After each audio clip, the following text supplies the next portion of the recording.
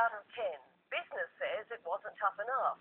Mental health advocates are delighted with their new spending, but welfare groups argue it punishes Australia's most needy.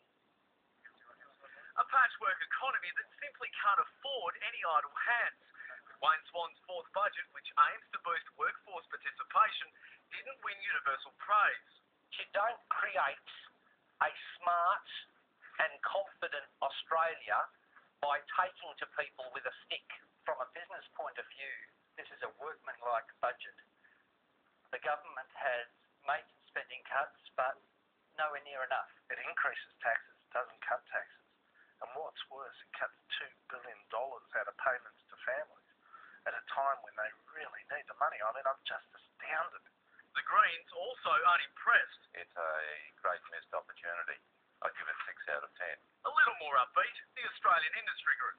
We believe this budget is pretty solid on the fundamentals. It makes very important investments in skills, a really major headline issue for the Australian Industry Group and its members. We feel its approach to infrastructure is quite sound and comprehensive. The high Australian dollar also a concern, but the National Farmers Federation believes the government have that in hand. And being able to get the inflation rate down and manage the interest rates as well as we possibly can, I think it will be a benefit to the industry down the track. We'd like to think that this budget will do that. But despite the incentives to get more people into jobs to deal with mining boom Mark II, there are concerns about persisting barriers blocking seniors from entering the workforce.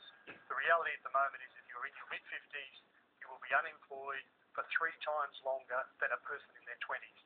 And until we can shift that, we'll only shift that with changes in attitude, there will be no major progress for older Australia. With a bigger intake of skilled migrants announced, the ACCI wants the government to ensure local workers' conditions aren't watered down. We also express caution about encouraging the use of 457 visas or short-term immigrant labour. We believe that there needs to be strong market testing to make sure that the skills shortages actually exist, that they're not used to decrease the terms and conditions of Australian workers. In a budget with few clear winners, mental health has gained $1.5 billion in new funding, a key focus improving outcomes for people with severe long-term mental illness. I, like my colleagues, commend the government for responding to not just the concerns of a few vocal advocates, but really the concerns across the Australian community. But the Australian Medical Association says the government is giving with one hand, but taking with another. Unfortunately, there's a very significant sting in the tail.